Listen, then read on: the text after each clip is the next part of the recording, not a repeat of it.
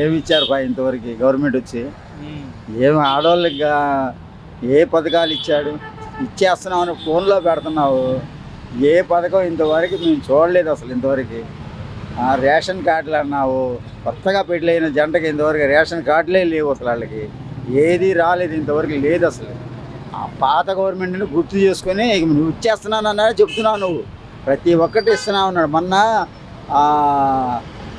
రంజాన్ పండగ, ఈ పండుగ వస్తే మీకు, సంక్రాంతి పండుగ వస్తే మీకు ఫోన్లో చూపిస్తున్నాం మేము అన్ని పథకాలు ఇచ్చేసామని. ఏ ఒక్కటి చౌక దుకాణంలో ఇవ్వాల. అవన్నీ అబద్ధాలు వీళ్ళు చెప్పేది. ఏది ఇచ్చే అమలైతే లేదు. ఫోన్లో మాత్రం పెట్టేస్తున్నాడు వాడు. ఏమంటే మీకు ఇస్తున్నామండి తీసుకోండి మీరు అని. ఇచ్చింది ఎవరు లేరు. ఇచ్చిన దాఖలు ఎక్కడా లేదు. మేము ఇంతవరకు చూడాల. నేను మా అబ్బాయికి పెళ్లి చేశా. ఆడికి పెళ్లి చేస్తే రేషన్ కార్డుకి పెట్టుకున్నాం. రేషన్ కార్డుకి లేదు అసలు, ఏమీ లేదు అసలు ఇంతవరకు లేదు. ఆడికి ఎదురు చూస్తున్నాం ఎప్పుడు చెప్తాడన్న. ఫిబ్రవరి అన్నాడు, జనవరి అన్నాడు, అన్నీ దాటిపోయి అలా చూస్తున్నాం. ఈ గవర్నమెంట్ ఏంటంటే ఉత్తి మాటలే చెప్తున్నాను. ఇంతవరకు ఏది లేదు. మరి వచ్చిన ఏ గవర్నమెంట్ వస్తుంది, ఏం చేస్తారో చూడాలి.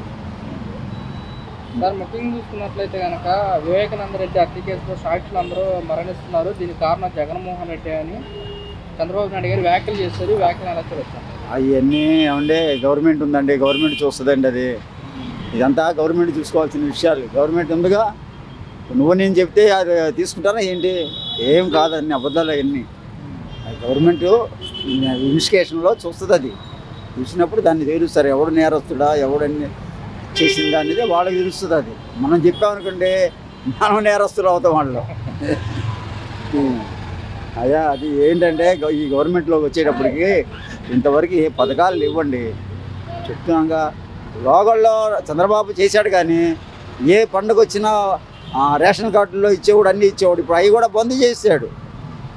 కొత్త వాళ్ళకేమో పింఛన్ ఇస్తున్నాను అన్నాడు. పింఛన్లు ఎక్కడా లేదు. పాత వాళ్ళకి ఇచ్చే పింఛనే వాళ్ళ ద్వారా ఇస్తున్నారు. వాళ్ళు ఎవరు సచివాలయం వాళ్ళు వచ్చి ఇస్తున్నారు.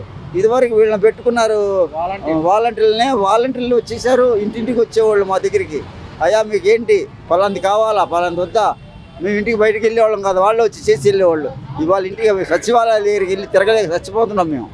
మాకు అయ్యే కష్టాలు కొనిపించుకున్నాం మేమే. మీకు నమస్కారం సార్. మరి వైఎస్ఆర్ కాంగ్రెస్ పార్టీ అధికారంలో ఉన్నప్పుడు 30,000 మంది అమ్మాయిలు మిస్ అయ్యారు. నీకు పౌరుషం లేదా పవన్ కళ్యాణ్? మరి ఆయన పవన్ కళ్యాణ్ గారు తీసుకొస్తానన్నాడు అన్నమాట. తీసుకొస్తానని చెప్పాడు. ఆయన పట్టుకొని తీసుకొచ్చేస్తానన్నాడు. ఏది ఎలక్షన్లో తిరిగేటప్పుడు అన్నాడు. నేను ఆ 30,000 మందిని జగన్ గారు ఉన్నప్పుడు పోయారు లేడీస్, వాళ్ళందరినీ నేను లాక్కొచ్చేస్తాను అన్నాడు. ఇంతవరకు ఏమి లేదుగా. ఈయన వచ్చి చేసింది ఏంటి? ఆయన చేయలేదు, నువ్వు చేయలేదుగా. నువ్వు పదవుల్లోకి ఎక్కారు, మిమ్మల్ని నమ్ముకునే వేశారు ప్రజలందరూ. మీరు ఏం చేశారు? మీరు పాప అన్యాయంగా వాళ్ళ ఏమైపోయారు కూడా మీరు ఇన్వెస్టిగేషనే చేయలేదు ఇంతవరకు. సార్, ముఖ్యంగా చూసుకున్నట్లయితే వివేకానంద రెడ్డి హత్య కేసులో సాక్షులు అందరూ చనిపోతున్నారు. అయితే జగన్మోహన్ రెడ్డి దీనికి కారణం అంటూ కూడా చంద్రబాబు నాయుడు గారు అంటున్నారు. అవి అసలు మనం రాజకీయాలు అంటే ఇక అంతే నాకు చెప్పకూడదు. మనం తెలుసు, వాళ్ళకి తెలుసు ఎవరు చంపింది. అవన్నీ పెద్ద వాళ్ళు మాట్లాడాలి. మనం ముందు చెప్పామనుకో అసలు ఏం చెప్తే అరెస్ట్ చేస్తారని చెప్పి భయపడుతున్నారు జనం. ఒక రకంగా చెప్పాలంటే పాపం కొడాలని వణిగిపోతున్నారు. ఎందుకు వచ్చింది బాధ? రేపు ఎలక్షన్ పెట్టమని మళ్ళీ ఆడే గెలుస్తారు. ఎవరు? కొడాలని. అక్కడ పేద ప్రజలు బాగుంది నాది గుడివాడే. ఎలా గెలిచాడో మరి. మొత్తానికి ఇది మటుకి నిజాయితీ అయిన గెలుపు కాదు ఆయనది, పక్కన అయింది. ఈ కొడాలనైనా మళ్ళీ గెలుస్తారు. పెడితే ఇప్పుడు పెట్టమని ఎలక్షన్ ఎందుకు కార్పొరేషన్ పెట్టమని దిమ్మ తిరిగిపోద్ది చంద్రబాబు నాయుడు. అయితే వైఎస్ఆర్ కాంగ్రెస్ పార్టీ అధికారంలో ఉన్నప్పుడు 30,000 మంది అమ్మాయిలు మిస్ అయ్యారు. ఎక్కడన్నా కొన్ని ఏం చేశాడు? ఈయన తీసుకొస్తా అన్నాడు కదా, ఒక్కళ్ళన్నా తీసుకొచ్చాడా పవన్ కళ్యాణ్? ఎందుకు కదా రేపు పవన్ కళ్యాణే ఓడిపోతాడు. అక్కడ గ్యారెంటీ ఇప్పుడే ఓడిపోతాడు. పెట్టమని ఇప్పుడు ఎలా అసెంబ్లీ పెట్టమని బై ఎలక్షన్ రాయమని అక్కడ బంపర్ మీద వస్తుంది. మళ్ళీ ఆమె వంగా గీత గెలిచింది. నేను వెళ్ళా, పెట్టాపురం వెళ్ళా, నీలాగే ఎంక్వైరీ చేయడానికి ఊరికి వెళ్ళా. నేను టీడీపీనే అయినా సరే నాకు ఇది లేదు. ఏంటన్నా అంత క్యాస్ట్ ఫీలింగ్ లేదు, అంత బాగా క్యాస్ట్ ఫీలింగ్ లేదు. వాళ్ళకి ఇదే అంటే అంటారు పాపం. చంద్రబాబు నాయుడు మంచివాడే, మిగతా వాళ్ళు ఆయన చుట్టుపక్కల ఉన్న వాళ్ళంతా కూడా చెడగొట్టుతున్నారు. ఆయన వయసు రీత్యా ఏం మాట్లాడుతున్నాడో తెలియట్లా. 80 వచ్చేప్పటికి నాకు 60కే ఏం మాట్లాడుతుందో తెలియదు. ఆయన 80కి అది అన్నారు. చంద్రబాబు నాయుడు గారు 9 నెలల పరిపాలన ఎలా బాగానే చేస్తున్నారు కదండి. ఏమైంది? కమ్మగా మందు ఇస్తున్నాడు, 3 పూట్ల అన్న క్యాంటీన్లో భోజనం పెడుతున్నాడు, ఇంకా మా పని ఉంది. అప్పుడు ఆటో తోలుకోవాల్సిన అవసరం కూడా లేదు. పిల్లలు చూసుకోవాల్సిన అవసరం లేదు. హ్యాపీగా తాగుతున్నాము. లైన్లో నిలబడే అవసరం లేదు. అన్న క్యాంటీన్లో ఉదయం పూట టిఫిన్ పెడుతున్నాడు, మధ్యాహ్నం భోజనం పెడుతున్నాడు, సాయంత్రం భోజనం పెడుతున్నాడు. ఇంకేం కావాలి మాకు? ఎవడో ఇచ్చాడు ఆటో, తోలుకుంటున్నావు. ఇంకా మాకు పిల్లలు ఎందుకు, పిల్లోళ్ళు ఎందుకు, ఇంకేం కావాలి చెప్పండి? మాకు మీరు అన్నం పెట్టుకున్నామంటే మేము ఏదో కట్టబడి పని చేసుకుంటాము. మీరు అన్నం పెడుతున్నప్పుడు మాకేం పని అడగండి, చెప్పండి. అలాగే చూసుకుంటే కనుక వివేకానంద రెడ్డి హత్య కేసులో సాక్షులు అందరూ చనిపోతున్నారు. దీనికి కారణం జగన్మోహన్ రెడ్డి అని చంద్రబాబు నాయుడు గారు వ్యాఖ్యలు చేస్తారు. ఈ వ్యాఖ్యలు ఎలా కూడా అది 2014లో జరిగింది కదా, వాళ్ళ ప్రభుత్వంలో జరిగింది కదా. అది వీళ్ళ ప్రభుత్వంలో కదా జరిగింది. మరి వాళ్ళే చర్య తీసుకోవాలా? ఇప్పుడు దాన్ని బయటకు తోవాలా? దాన్ని ఏమంటారు? దీని కారణం మొత్తం జగన్మోహన్ రెడ్డి వాళ్ళు చనిపోవడానికి కారణం కూడా అని చెప్పేసి జగన్మోహన్ రెడ్డి వాళ్ళు ఇప్పుడు ఏదంటే మన కన్ను మనం పొడుచుకుంటామా? సరే, ఇప్పుడు వాళ్ళ ప్రభుత్వంలో ఉంది, పట్టుకొని లోపల వేయచ్చుగా వాళ్ళు. అప్పుడు ఆడిపోయారు వీళ్ళు. మరి ఈయన ప్రభుత్వం వచ్చినాక వీళ్ళని పట్టుకొని లోపల వేయలేదే, మరి ఎడిపోయింది అది. అలాగే పవన్ కళ్యాణ్ వైఎస్ఆర్ కాంగ్రెస్ పార్టీ అధికారంలో ఉన్నప్పుడు 30,000 మంది అమ్మాయిలు మిస్ అయ్యారు.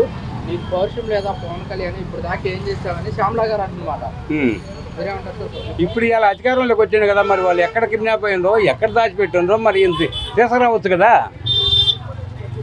ఇప్పుడు ఈయన డిప్యూటీ సీఎం కదా, 30,000 మంది ఎడిపోయారు. మరి ఆ రోజు మరి జగన్మోహన్ రెడ్డి అధికారంలో ఉన్నప్పుడు పోయారు.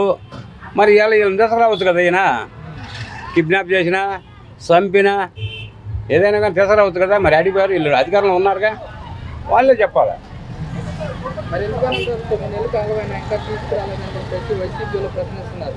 ఇప్పుడు కూడా ఈ రోజు కూడా అడుగుతున్నారు కదా.